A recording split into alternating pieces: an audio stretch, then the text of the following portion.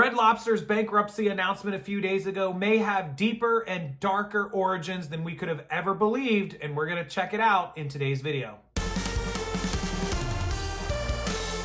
Yeah, welcome in everybody to the channel. Thanks for joining me. Saturday, May 25th, 2024, Memorial Day weekend. And the story broke a few days ago that Red Lobster, the seafood restaurant chain since the 60s, had filed for bankruptcy, not going out of business yet, but filed for bankruptcy. And in the last 48 hours, there have been some whistleblowers and deeper secrets released by every single news source on the planet. CNN, Fox News, MSNBC, CNBC, Twitter, Business Insider, you name it, they all have released a story. And I'm going to take you over and show it to you right now. It is crazy. Usually I will tell everybody, do not get your news from CNN or Fox News or CNBC or any of these mainstream media sites because they all have a bias or an opinion. But when they all come out with the same information, the secrets about something, pretty good chance you can rely on it. And that's what we're going to talk about today. Red Lobster was actually crashed into the ground. It doesn't sound like this was a failure of business, although there were things that affected them. There were some inside plans and operations going on that ended up apparently supposedly, allegedly caused the collapse of Red Lobster. And that's what we're going to dig into. Let's go over and let me show you exactly what I'm talking about. Okay, so here we are over on the CNN business page, how a global seafood giant broke Red Lobster, from Nathaniel Meyerson over there. And we're going to see exactly what happened from the inside out. And I'll explain this to you as we go through this because there's a few points that make this everything. So here it is.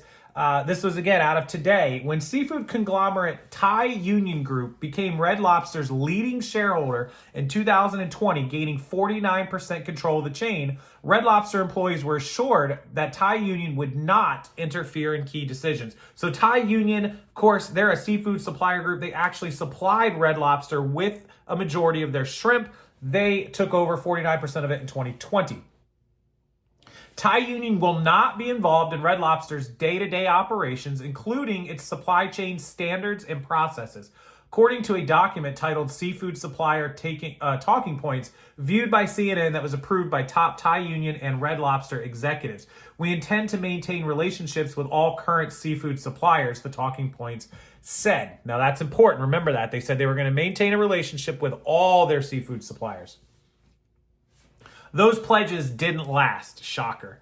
By 2022, representatives from Thai Union in Thailand, whose $4 billion empire includes brands like Chicken of the Sea and John West Foods, were embedded in Red Lobster's Orlando headquarters, serving in top roles and closely directing the largest seafood restaurant chain in the world.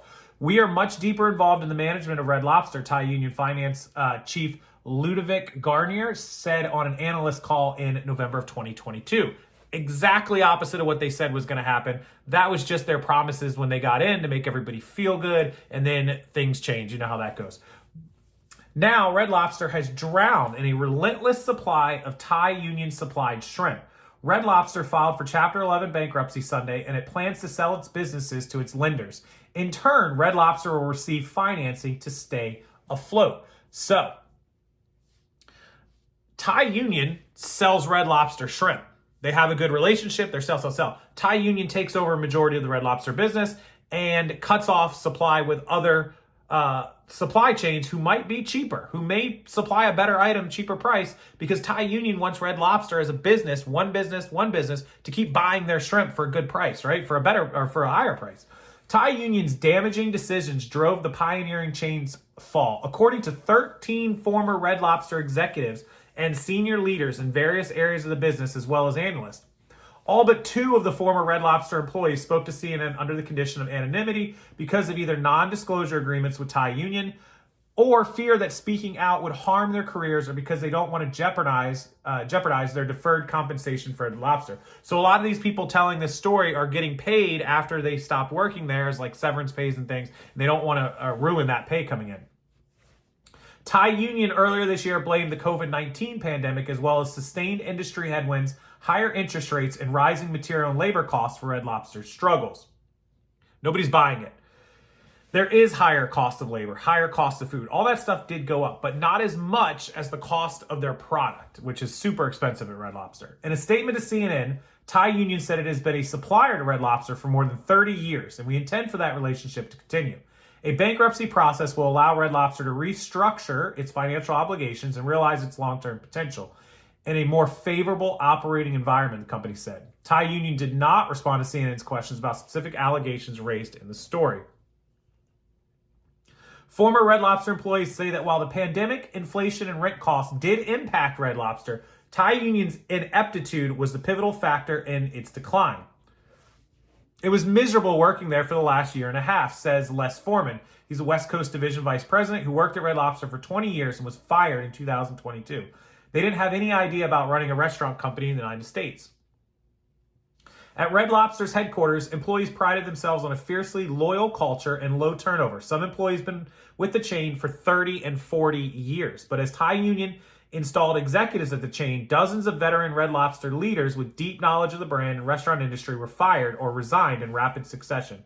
Red Lobster ended up having 5 CEOs in 5 years. That's bad, in case you're wondering. That's real bad.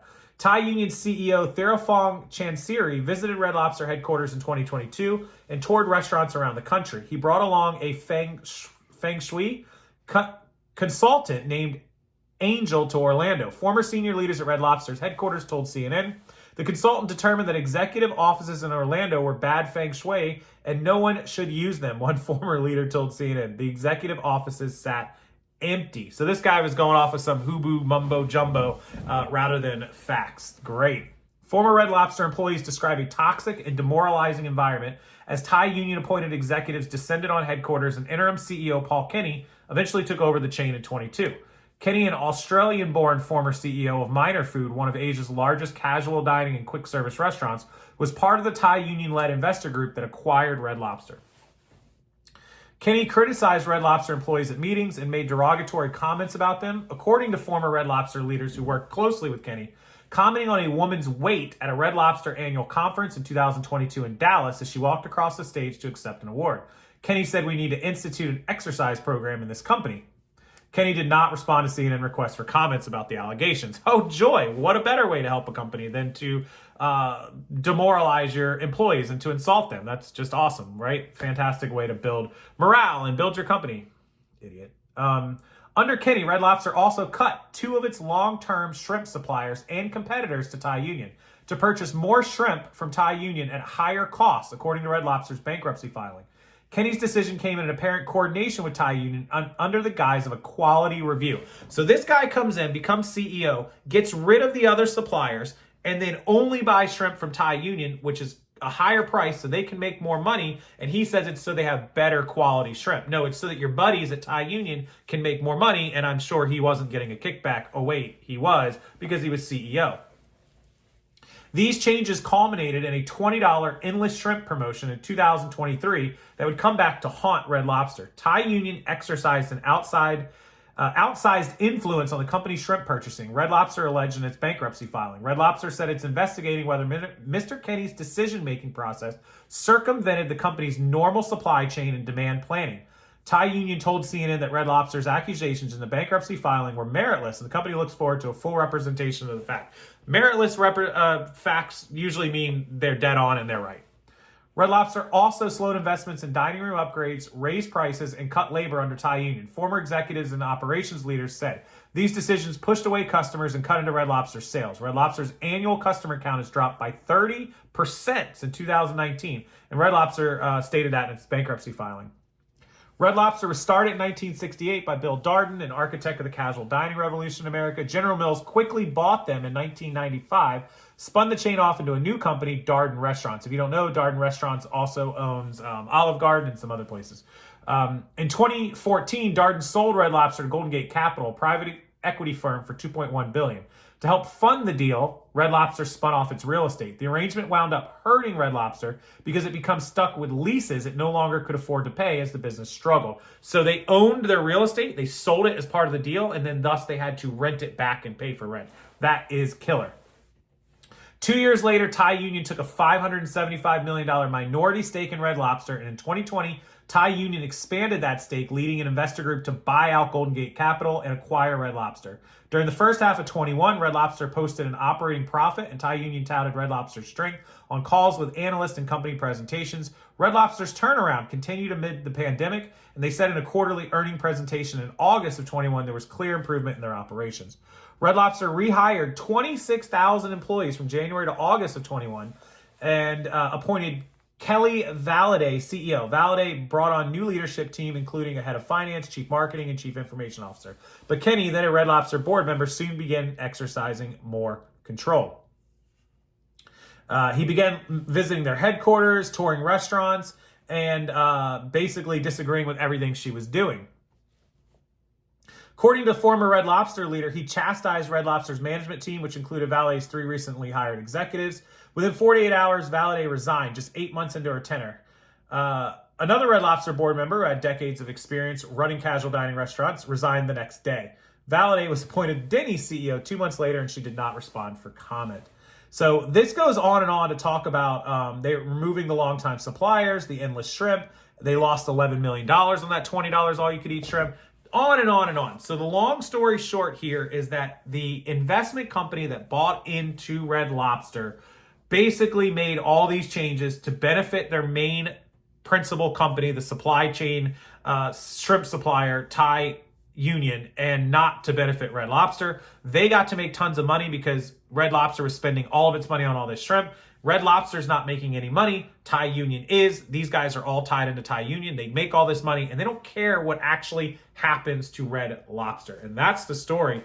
Unbelievable how greedy people get and how quickly they can just rummage through it. Back in the day, Mitt Romney, a guy that ran for president back against Barack Obama, I believe, he owns a company, or was part owner of a company called Bain Capital, and they would buy up companies, they would liquidate all this stuff, take all the money, and then just leave the company to die because they got rich and they didn't care. At least that was the alleged story. So something you can think about there with Bain Capital as well. Companies do this all the time. They see an opportunity, they pillage a big known brand, they get all they can out of it, they milk it dry, and they leave it to die. I just don't see a way Red Lobster comes out of this. It is, in my professional opinion, my thoughts that by the end of this year, Red Lobster will be out of business. If it doesn't happen, I'll be happy to see. I don't like seeing companies go under, but that's my opinion. What do you guys think? Will Red Lobster make it? Will they not make it? We'll have to wait and see. But anyways, that's the true story, the real story, the bankruptcy of Red Lobster. As always, I appreciate you guys watching. I hope you enjoyed the video. I hope you enjoy this channel. If you do, hit that like button. Make sure you're subscribed with the bell on so you don't miss future videos. And until the next time, I'll see everyone later.